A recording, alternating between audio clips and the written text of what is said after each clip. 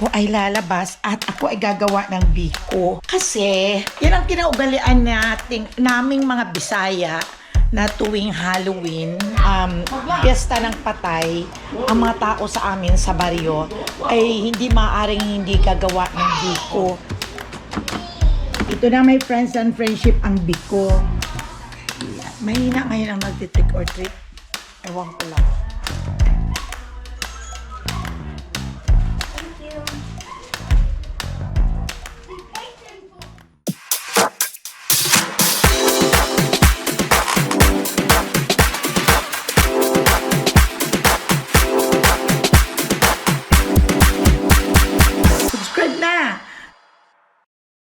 Hello, welcome back to my channel, my friends and friendship.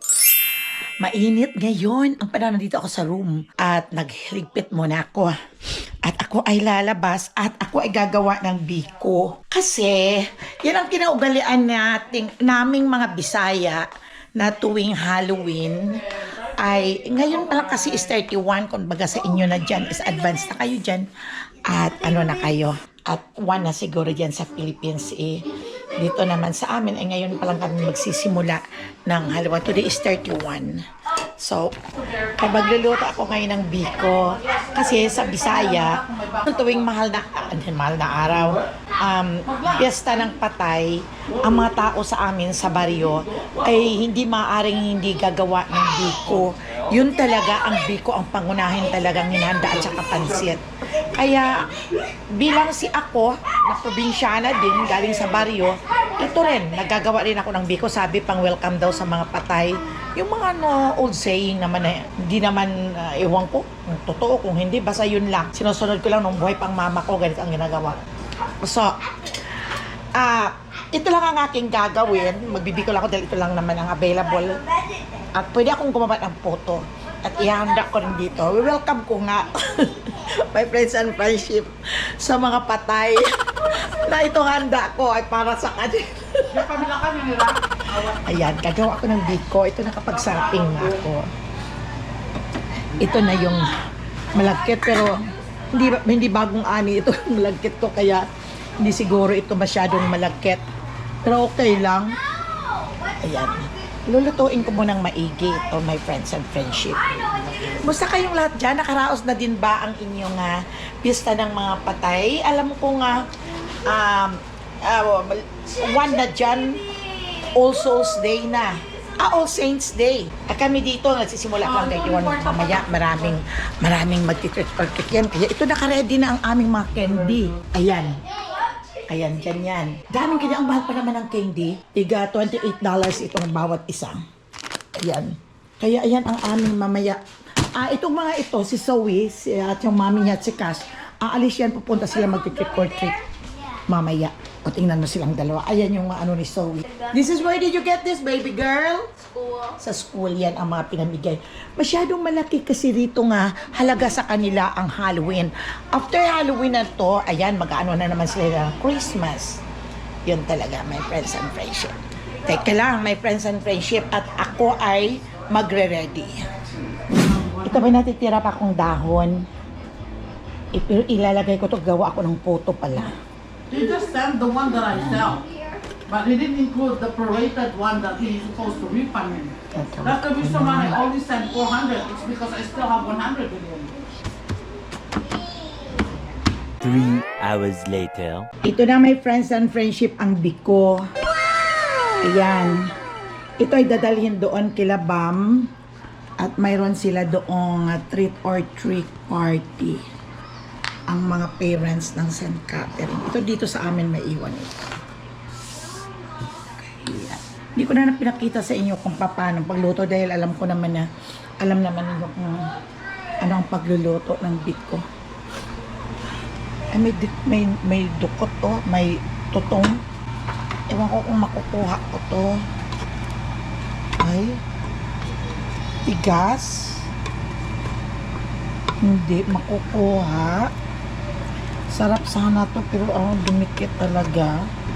Hindi na makukuha ang tutong. Ayun na silang dalawa sa labas.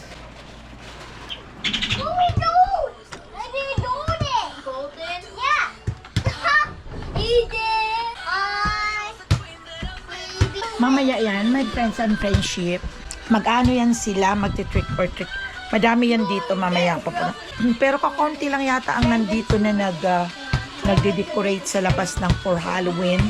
Well, alam nyo, ayun lang ang tinatandaan ng kasi ng mga nag-trick or treat. Ang pag may decoration ka sa labas ng bahay, doon kanila pinupuntahan. Pero kung wala, hindi ka naman kinakatok. Ngayon pa lang 31 pa lang dito ngayon, my friends and friendship, ang nagsiselebrate pa lang dito. At sila naman very excited. Sa atin naman, ang mga kababayan naman natin ay nandoon sa sementeryo. Pero maulan, paano kayo dyan makapagpunta ng sementeryo? Palagay ko, hindi na nga kami nakapagpapinture ng libingan ng mama at papa namin doon sa amin. Dahil maulan naman, sabi ko linisan lang nila doon ang paligid at magsindi ng kandila at saka na magpapintura ko. Yes? Oh. Saka na lang ako magpapintura ko. Tag-araw na. Hindi ko pa nasubukan ang pagluluto ng kutsinta. Subukan ko next time. Hindi ko alam kung ano ang paano. I-double check ko. Look, doing it. Oh yeah, you can dance. Ilalagay ito ng nanay niya sa daycare. Mag-uumpisa na siyang magtrabaho dito sa state. Mama, I know why she's taking to taking back to the daycare because you're getting too old. Yes. Mama, Yes.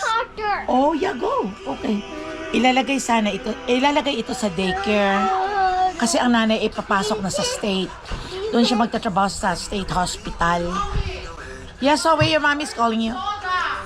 Sa state hospital. Kaya, Come here. instead na ihatid dito, parang papasok kasi ang nanay ng mga 8 o'clock hanggang 3. Kaya, nag-decide sila na ilalagay na lang sa daycare at susunduin sa hapon. Pag dito ihatid, wala nang oras ang nanay na magsundo at maghatid. Dahil walang oras, malayo din naman kasi 20 minutes mula Baleho papunta dito. At nagbabayad pa ng toll gate. Kaya yun, sabi namin 3 days lang sa daycare at dalhin dito ng 2 days dito sa amin. Kasi siya lang naman ang happiness namin pag wala si Zoe. Pag nandoon si Zoe sa school, siya lang ang nandito sa amin. Kaya mamimiss namin. At especially si Papa, siya talaga ang happiness niya, ang mga apo niya. Kung wala si Zoe, wala si Liam, ito lang ang natitira sa amin. Kaya nakakalungkot pag wala kami ritong apo na inaalagaan. At hindi naman problema ito. Oh, be careful your ball will gonna go at the other fence. Parang kailan lang itong si Cas na to. No, don't put there. The neighbor will get mad. No, don't put it there. Come here. Look, Mama. Look. Okay. Okay. Go, Mama. Oh, okay. No, stop, Mama. Okay, come here. Now, one more cheer that you're gonna learn, then we can go play. Okay? Okay. What cheer do you wanna? Cash. Gonna learn it. We're just gonna learn how to do some clapping. Okay? It's gonna do some.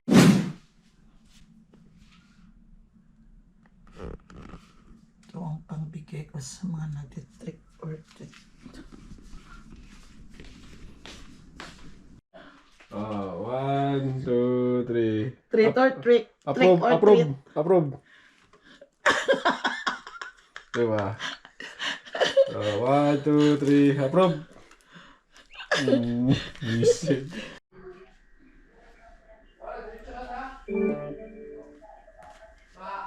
Okay, my friends and friendship. Ngayon ko lang napansin na kakaunti ang nagtitrick or treat. Ay siguro malamig. Baka natakot sila. Malamig. Mauso kasi ngayon ang trangkaso. Yun.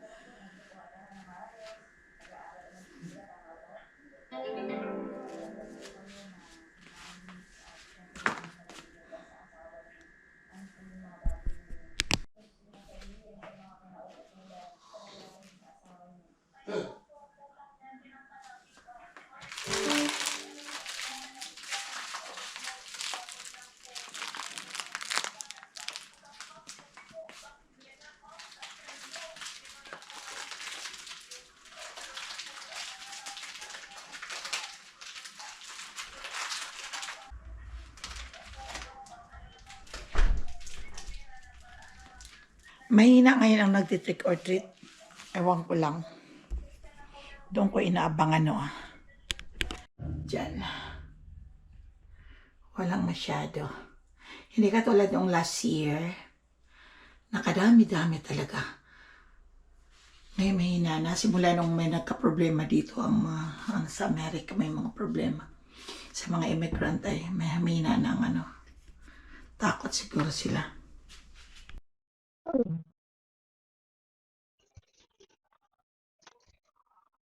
Hold on.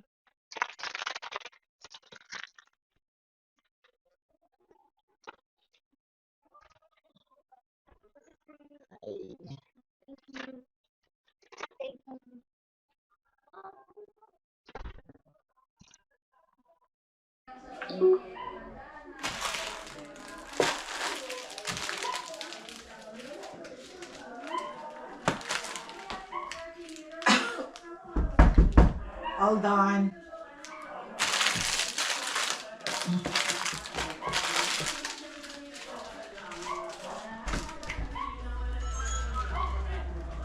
Thank you. The patron form. Yeah, patron is the.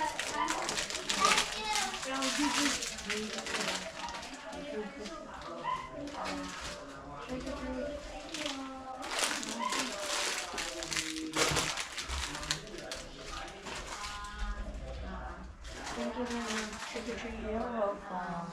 Thank you very much. Trick or treat.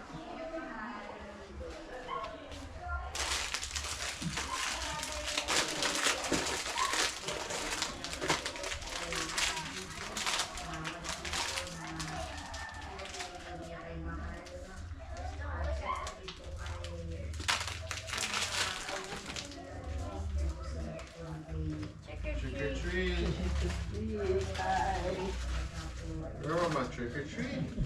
Thank you. Happy Halloween. Have a good night.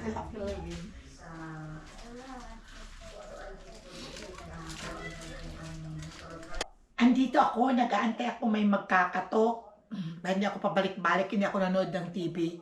Dito lang ako at kumakatok sila. Minsan hindi ko naririnig, kaya inop ko muna yung TV. At dito lang ako nagsiselfon, naabangan ko yung mga bata pag kumatok.